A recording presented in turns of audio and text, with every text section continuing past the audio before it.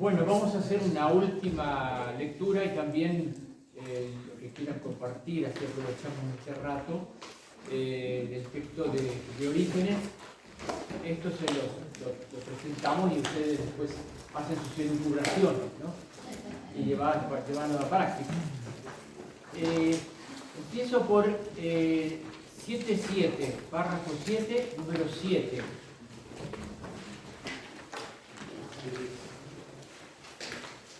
Claro, una hermana me dijo, bueno, pero yo no tengo al diablo por padre. Creo que ninguno quiere. Pero puede ser que no querramos y lo tengamos igual. Es decir, que le hayamos dado un espacio que no le corresponde, ¿no? Dice, en este salmo está escrito: exulten ante Dios, Padre de los huérfanos, juez de las viudas. Pero en otro salmo se dice: Él tomará a su cargo al huérfano y a la viuda. Y como acoge a Jeremías, así tomará a su cargo a la viuda. Por este motivo, hazte huérfano, según lo que se ha dicho, y ya no tendrás necesidad de un tal padre. Es decir, hacerse huérfano del diablo es apartarse de las obras que Él quiere realizar en nosotros, o por medio nuestro, ¿no? Eso está claro. Bueno, ahora hay dos temas que sobresalen en esta última parte de la homilía de Orígenes. Uno que ya habíamos anticipado es el del anti-esposo, ¿no? ¿Lo vieron ustedes un poco este tema, ¿no?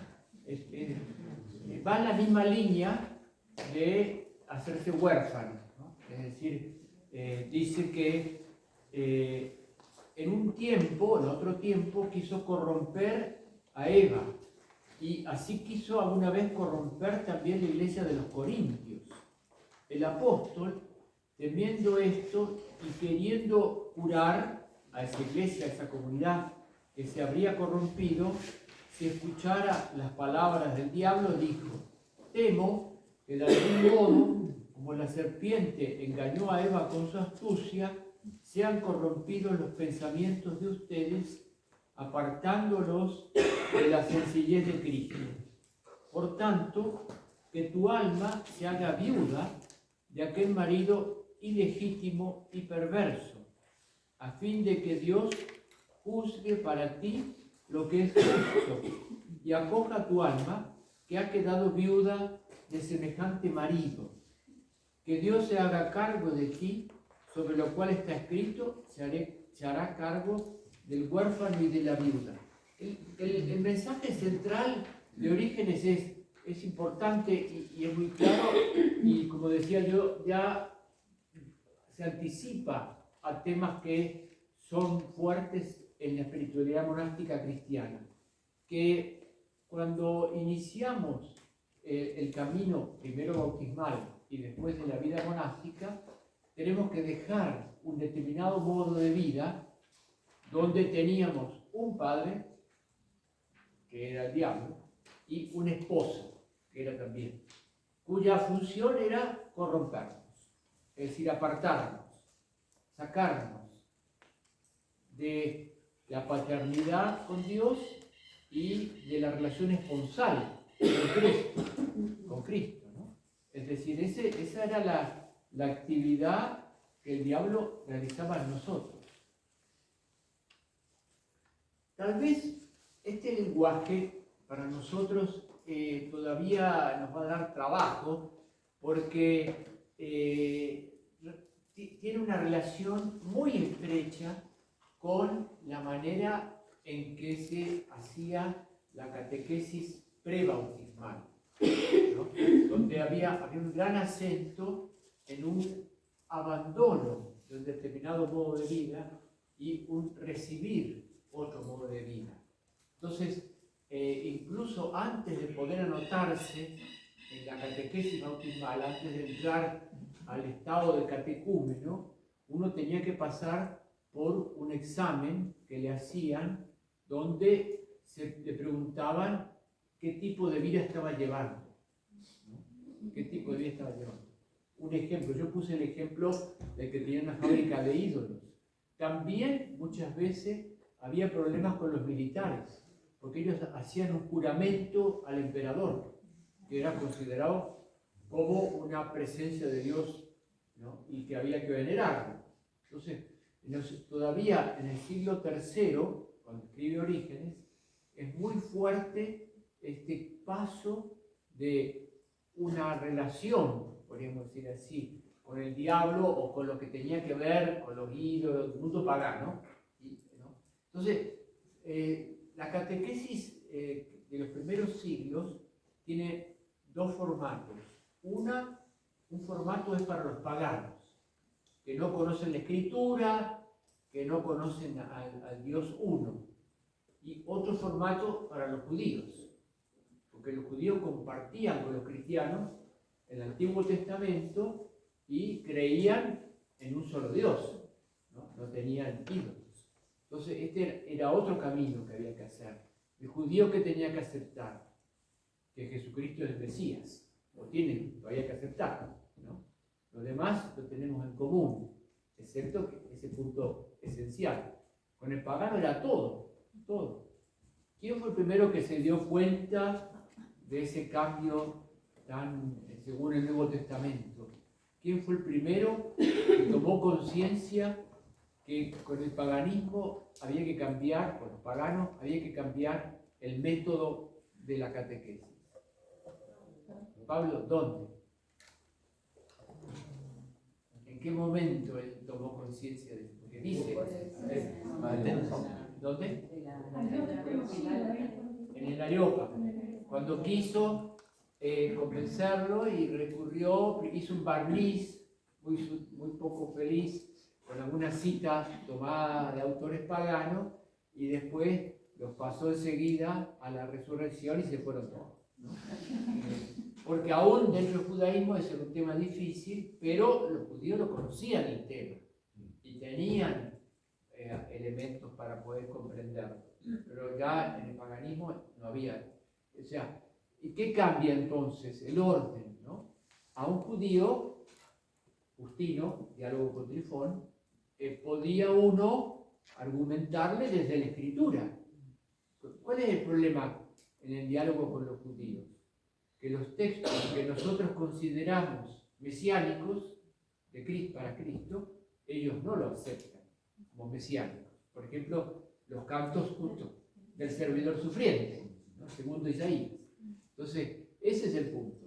O sea, textos que para nosotros claramente se refieren al Mesías, ellos no lo consideran. Tienen una visión del Mesías todavía glorioso, ¿no? De otro estilo, de otra forma. Pero se podía argumentar con la Escritura. Con los judíos no, porque no había, con los paganos no, porque no había una Escritura. Entonces tenían que empezar el camino de otra manera. Primero, abandonen los ídolos, o sea, un cambio de vida. Y después venía la catequesis, porque si no había ese cambio, era muy difícil entrar en una catequesis donde iban a presentar a un Dios único, etc. Entonces, él está suponiendo, Orígenes, toda esa realidad que nosotros acá leemos ahora como algo que nos llama la atención, ¿no? Cuando uno dice, bueno, pero yo no tengo una relación con un Dios o con Jesucristo como padre o con el padre de huérfanos, ¿no? Pero en realidad lo que Orígenes dice es, nosotros ya dejamos esa realidad y somos huérfanos del pecado de los ídolos, que serían, ellos van a ver que los padres en general identifican con mucha fuerza ídolo, ¿no? Con demonio. Incluso lo usan indistintamente los términos. Ídolo es el demonio. Y también, como él ha hablado de que Dios se quiere pasear en nosotros, la imagen de la antiesposa es valiosa. Es decir, Dios no puede vaciarse en una realidad nuestra, nuestra alma, una esposa que no está preparada para ese paseo, o no quiere que ese paseo se produzca. Padre, ¿Sí? una pregunta. Ese precasto comunado, no sé cómo lo dice, yo me estoy acordando de que los judíos tenían lo que se llaman prosélitos, Sí. que eran los paganos que aceptaban, digamos, La religión de ellos, pero que no tenían acceso. En este momento me acuerdo de Naamán el sirio, que él dijo, ¿no? Yo me voy a postrar delante del Dios. Pero mi corazón, Sí. o sea, esa realidad, digamos, que era difícil, la tenían en cuenta para el determinado, porque a veces el militar no tenía opción. Cuando empieza el proceso, bueno, son dos cosas distintas, ¿no? Porque lo de Naamán es con Israel, no con Cristo, ¿no? Es decir, por eso hay que subrayar esa diferencia, ¿no? Los prosélitos judíos, o sea, los que querían ser judíos y se preparaban, tenían determinadas, digamos así, limitaciones, no podían entrar en una parte del templo, etc. Ahora, en el cristianismo, sobre todo en el periodo que ya empieza a ser más grande el número de conversos, van a ser muy estrictos con el tema de los dioses. No. Primero renuncia y después lo recibimos, ¿no? Y de hecho, el gran problema fue porque intentaron abrir más, ser más mangancha, digamos, y se encontraron después en las persecuciones con muchos que volvían para atrás, ¿no? Renegaban frente a la persecución. Entonces apretaron después un poco las clavijas en este tema, ¿no? Y fueron más estrictos, porque hubo muchos los famosos lapsos, que durante las persecuciones, ante el peligro de que los torturaran o de la muerte, quemaban incienso al emperador o a lo que fuera. Y después era todo un tema, porque ese pecado no era, si se había bautizado, no se podía perdonar, ¿no? Eran 3 pecados, ¿no? Así que bueno, lo importante aquí, por eso yo subrayaba, es esto, que está muy relacionado, lo que dice Orígenes, con el paso del paganismo al cristianismo. Orígenes, sobre todo, está hablando a una comunidad, no tanto de judíos que se han convertido, sino de paganos que están en proceso de conversión.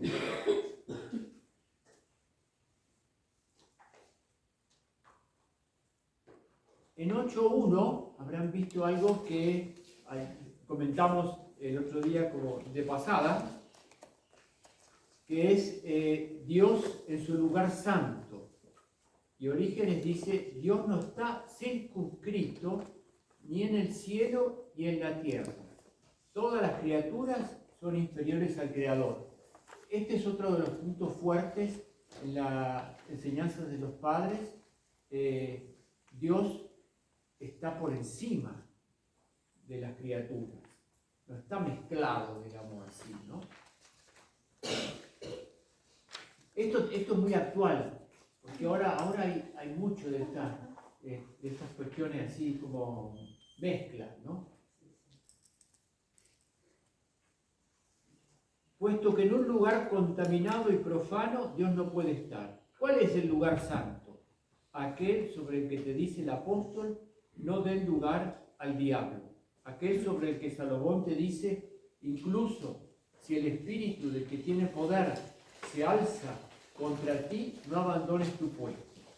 Judas dio espacio al diablo, por esto Satanás entró en él después del bocado. El lugar de Dios es en nuestro interior, el lugar específico de Dios. Dios habita en nosotros. Si yo estoy en una parte donde no hay iglesias cristianas, no hay Santísimo, no hay domingos, etc. ¿Puedo vivir mi cristianismo? Sí, claramente, porque ante todo es interior, ¿no? No es una realidad exterior. Esto creo que ahora tiene que tomar más relieve frente a toda la situación que nosotros vivimos en un mundo pagano. Eso está claro, ya se acabó, ¿no? En algunos lugares por ahí encuentra uno, hay realidades insólitas. Una vez fui a un consultorio, eran varios consultorios, y en el primer piso me encontré una capilla católica, ¿no? Y dice, ¿por qué? Bueno, después me di cuenta, porque al lado está la iglesia de los carmelitas, y seguramente ellos han alquilado, han arrendado ese lugar y han puesto como condición que hubiera una capilla pequeña en alguno de los pisos, ¿no? de los consultorios. Pero de hecho, nosotros en general, donde vamos, a todos los lugares, no encontramos habitualmente, ¿no? En algunos lugares sí, en algunos lugares más, pero lo que me parece importante es subrayar, ¿no?, el lugar de encuentro con Dios en mi interior, ¿no? Y acá esto tiene que también llevarnos a la reflexión sobre el monasterio como un lugar que me ayuda a esa interioridad. El monasterio debería ayudarme a encontrarme con Cristo en mí, en mi interior. Todo lo que tenemos y hacemos. ¿Sí? Cuando habla de el interior es el lugar de encuentro con Dios, eso también no es eco de lo que recoge el Concilio Vaticano II respecto de la conciencia, que es el lugar en el cual yo me relaciono íntimamente y directamente con Dios. Sí, porque la conciencia es el eco de la voz de Dios, ¿no? Así dicen los especialistas. Entonces, si yo soy creyente, evidencia, eso está claro, ¿no? O sea, la voz de Dios resuena en mi conciencia, que es parte de mi realidad interior, ¿no? Esto no quiere decir que tengamos que vivir solo, porque ahí hay que tener cuidado, ¿no? Puramente interior la vida. Sería bueno que hubiera una mayor armonía entre interior y exterior, ¿no? Para que yo diga, bueno, si yo vivo mi cristianismo interiormente, después no me pidan más nada, ¿no? No me molesten, ¿no? Pero a veces el divorcio se ha acentuado ahora, ese es el punto. El divorcio se ha hecho mucho más grande, ¿no? En parte todavía es por culpa nuestra también, ¿no? Pero el hecho que nosotros tenemos siempre que mantener es que es posible encontrarnos con Dios en nuestro interior. Eso es posible. Y que lo que la gente valora, y nosotros deberíamos valorar, es que el monasterio sea un espacio para el encuentro con Cristo. El monasterio debiera ser un espacio para el encuentro con Cristo, personal y comunitario. O sea, debería proveer, ¿no?, las condiciones para un encuentro con Cristo.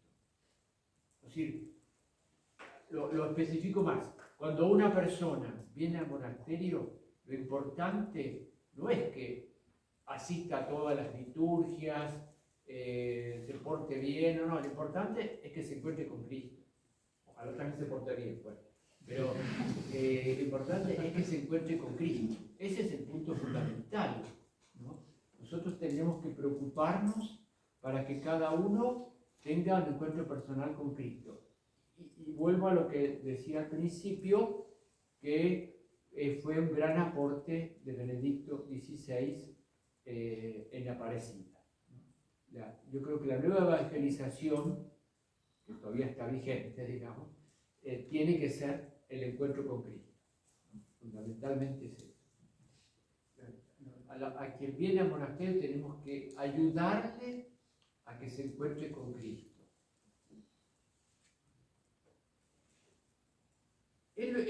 Lo llamativo es que hay dos números, el 2 y entre 8.2 y 8.3, donde Orígenes nos ayuda con esto, ¿no? Dice, Dios en su lugar santo. Si quieres, comenzaré desde el primer lugar y ofreceré sucesivamente los textos sobre cada lugar de Dios. Y digo, el primer lugar santo para Dios es Cristo. cómo, o sea, acá está diciendo, el Padre vive sobre todo, especialmente en Cristo, está claro. Por eso, como lugar de Dios, dice, el Padre está en mí. Ahí está muy claro. En efecto, si ha prometido habitar en ti, si ha prometido pasear en ti, ¿cuánto más no habitará allí en la sabiduría, en la verdad, en la justicia, en la vida, en la resurrección? Esto es muy fuerte, tal vez hay que hacerle un ajustecito para que lo entendamos mejor, y es, yo me quiero encontrar con Cristo, ¿no? Está claro. Pero ya Cristo es lugar de encuentro con Dios. Está claro. Si yo creo en Cristo, ya estoy en el lugar de encuentro, porque Cristo es el lugar para nosotros donde se manifiesta el Padre, ¿no? No puedo referir todo lo que es Cristo, en quien el Padre habitará como en una casa y paseará como en un lugar. Pero también el Espíritu, esto está muy bueno, es un lugar santo, ¿no? De Dios. Acá tenemos pendiente en nuestra reflexión el lugar del Espíritu en la vida monástica cristiana. Falta. Por lo menos empecemos, gloria a Dios, hermano, ¿no? Como hacen los carismáticos, ¿no? Gloria a Dios, vieron las celebraciones, no sé si han participado, gloria a Dios, hermano. A mí me llamó mucho la atención cuando en los años 70 vino un francés, creo que de los hermanitos de Jesús, y nos dio una conferencia y él me dijo que el gran descubrimiento de las comunidades de ellos era el aspecto de la vivencia carismática del Espíritu, ¿no? Hablaban en lengua, etc. Bueno, no sé si no es el caso que nosotros hablemos en lengua, si quieren, vamos, pero lo importante, cómo podemos encontrar el lugar del Espíritu. Ciertamente, primer paso, la Sagrada Escritura. Hoy usamos el credo niceno-constantinopolitano. ¿Qué dice sobre la acción del Espíritu ese credo? ¿Qué es lo que el Espíritu hace? Señor y dador de vida. ¿Cómo? Señor y dador de vida. Sí. ¿Y qué más? Y que habló en las Escrituras. Señor y dador de la vida en cuanto a Dios, ¿no? Y la función específica inspira las Escrituras, ¿no? Entonces, ese es un valor importantísimo. El Espíritu Santo es el que dirige la elección divina, ¿no? Es el que dirige la elección divina. Cuando la hacemos en espíritu y en verdad, ¿no?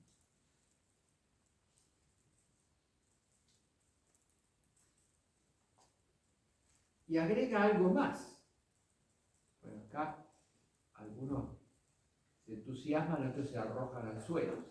Dice, y todo el ejército de los ángeles son lugares de Dios, ¿no? O sea, hay también una presencia de Dios en los ángeles. En los ángeles no caídos, en los ángeles que siguen alabando a Dios. ¿Podemos invocar a los ángeles? Sí, porque él dice claramente, ¿no? Ahora hay algunos abusos, ¿no? Siempre cuento esta historia famosa de, me tocó recibir una señora que senté yo, me falta una silla, padre. ¿Para qué? Para el ángel que viene conmigo. Entonces, bueno, por ahí a veces se exageran algunos aspectos, pero no hay que despreciar los valores de la tradición, con mayúsculas. Y los ángeles muchas veces en nuestra vida nos pueden ayudar al encuentro con Cristo. Entonces, lugares de Dios, Cristo, ¿no?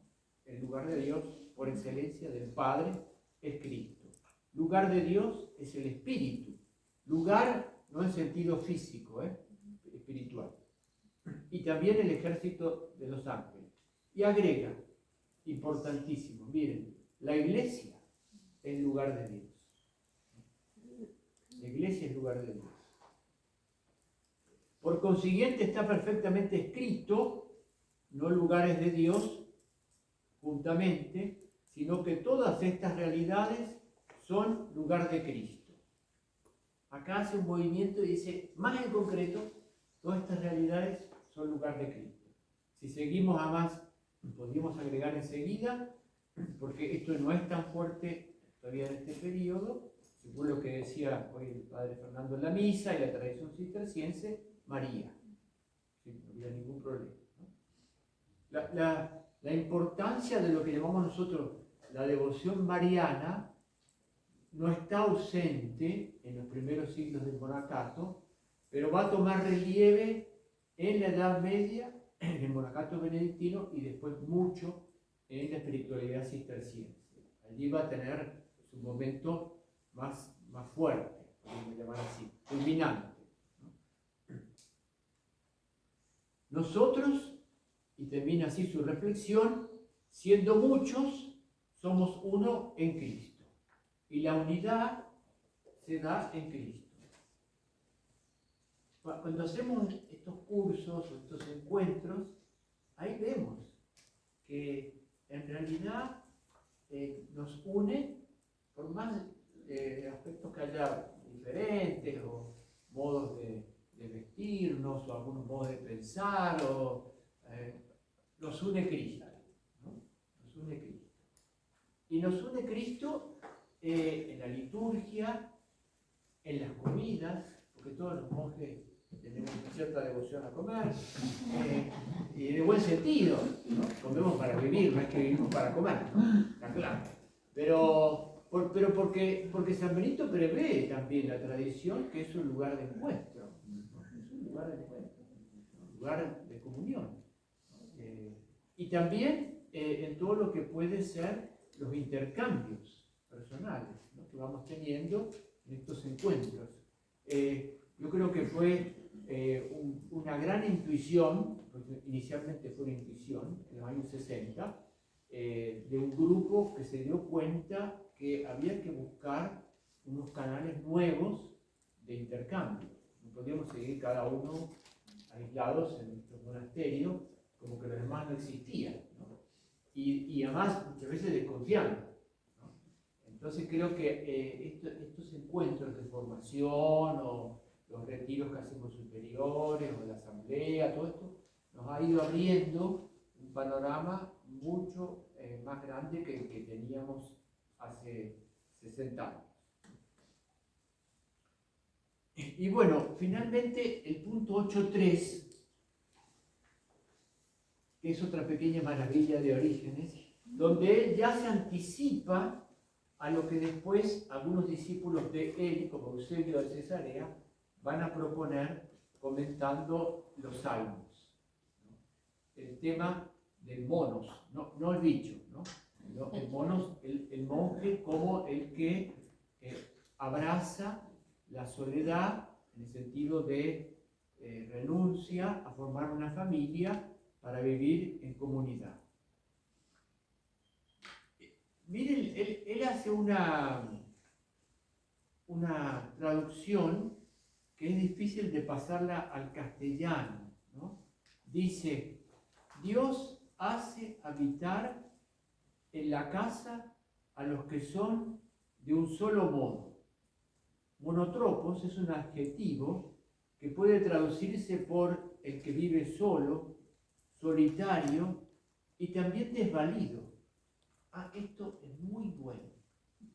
Nosotros somos ante todo y sobre todo solitarios, desvalidos, ¿no? No sé si alguno estuvo, bueno, ya hace viejo, en el EMLA que hicimos acá en Chile, que el padre Fernando justamente dijo algo muy bueno: las comunidades monásticas son hospitales. Son hospitales. Nosotros somos todos necesitados de ayuda. Venimos al monasterio y estamos ya en malas condiciones, ¿no? Y nos vamos poniendo peor con los años.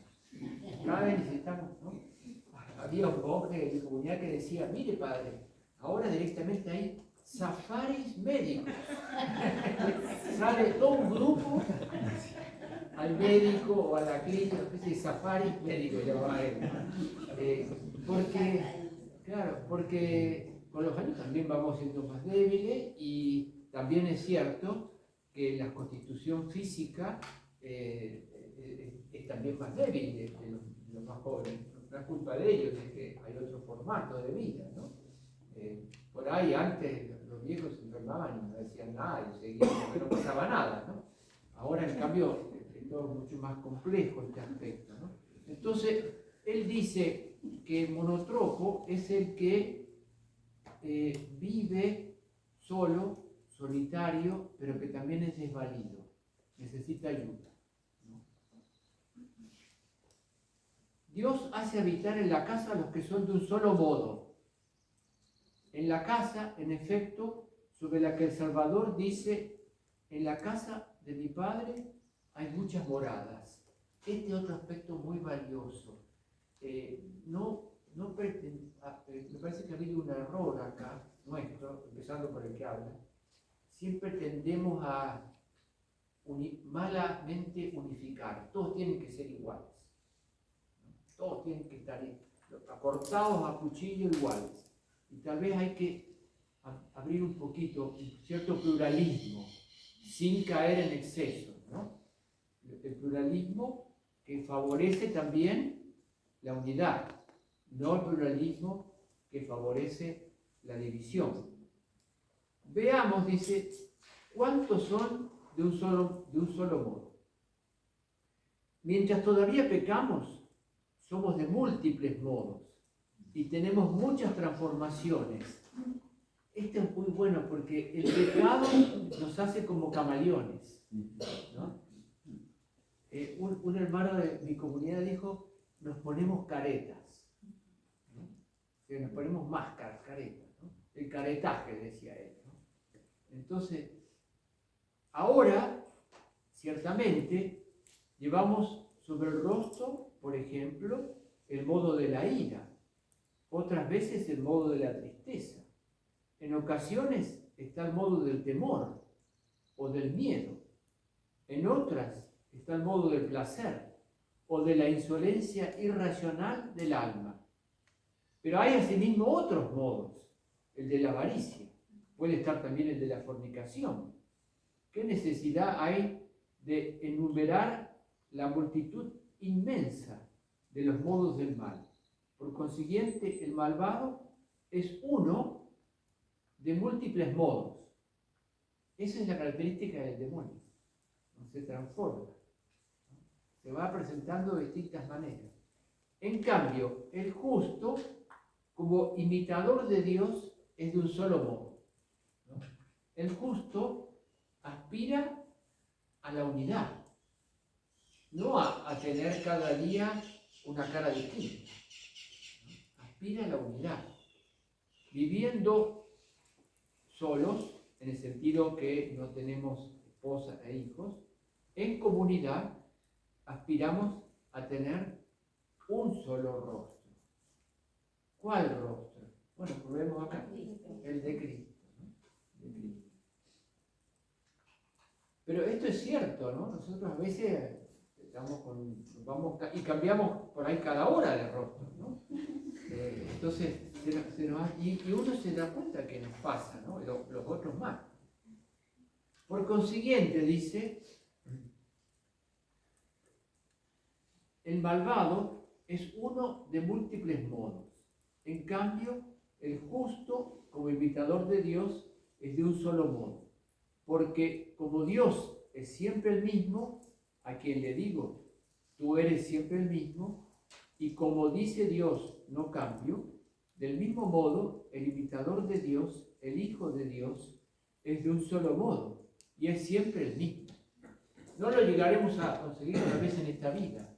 Por eso, acá Orígenes puso un fundamento para algo que vamos a encontrar en Evagrio y Casiano, que a veces se ha interpretado un poco mal, que lleva el nombre de apatheia o impasibilidad, que no es que uno es imperturbable, que no le importa nada, sino que no cambia permanentemente de actitud, no cambia permanentemente su rostro, sino que aspira a configurarse con Cristo, ser siempre de un mismo modo.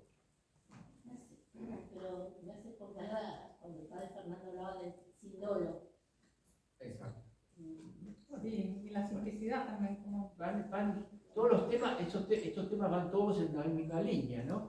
El sin dolo, la pureza, la simplicidad, es buscar una unidad donde yo no cambie mi rostro. Es decir, el gran problema en nuestras comunidades es que yo tengo muchas veces un rostro para una hermana y otro para otra, ¿no? Entonces voy teniendo unos 17 rostros diarios. Y es complicado, ¿no? Porque voy modificando mis respuestas, mis caras, ¿no? El caretaje es abundante, ¿no? Entonces, lo que él propone, el monotropos, es el monje que entra para ser uno, se sabe desvalido, por eso en la comunidad como un hospital donde nos atendemos, nos dejamos ayudar, se sabe desvalido, ¿no? Y permite que lo ayuden, ¿no? Es decir, en el fondo, alguien podría, yo he escuchado esto a través de algún predicador, es como que en el monasterio tendrían que hacernos cirugía estética, ¿no? Para ver si logramos quedarnos con un solo rostro, que es el de Cristo, evidente, ¿no? El de Cristo. Cristo en algunos momentos tuvo un rostro más duro, pero siempre en una coherencia. ¿En qué sentido? De contra algo que era del maligno. Entonces, el rostro de ira lo puedo tener contra el maligno, pero no contra los hermanos. Y los otros tendré que ir purificándome personal y comunitariamente, ¿no?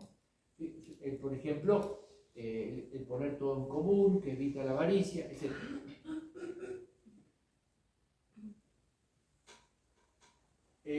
Bueno, después él dice que el monotropos es en Cristo Jesús, ¿no? Al final, según mi parecer, el Hijo de Dios es toda la virtud y las muchas virtudes no son muchas hipóstasis, o sea, personas, sino que todas las virtudes son una sola. Los griegos se llenaron de muchas virtudes para poder participar de ellas. A nosotros nos basta Cristo. A nosotros nos basta Cristo. Es decir, el Evangelio nos recuerda que no es tanto que tenemos que hacer determinadas o practicar determinadas virtudes, sino siempre es la configuración con Cristo lo que tenemos que apuntar, ¿no? Por eso yo insisto que a tiempo y de tiempo el tema es Jesús. El tema es Jesús. En la vida monástica el tema es Jesús. ¿Cómo estoy yo con Jesús? Y desde allí, todo el resto de las realidades. Cristo es todas las virtudes, para que yo llegue a ser de un solo modo, invitándolo a Él, y habite en la casa de Dios con todos los que son de un solo modo. Miren este final. Porque Él, Cristo, es todas las virtudes, para que yo llegue a ser de un solo modo, monotropos, imitándolo a Él, y habite en la casa de Dios, en el monasterio, con todos los que son de un solo modo. Todavía no somos, pero estamos buscando eso. Por tanto, tenemos que ayudarnos, ¿no?, a ser de un solo modo. A lo mejor nunca lo lograremos, no, ciertamente, no lo lograremos en esta vida. Pero es cierto que en los mayores uno puede ir viendo esa realidad, cómo se van configurando con Cristo. Y ellos nos ayudan. Y a su vez, nosotros los ayudamos a ellos porque permitimos que nos vayan indicando el camino a seguir. Bueno, queda un ratito, no sé si quieren sobre esto o algún otro tema preguntar o compartir algo que hayan visto.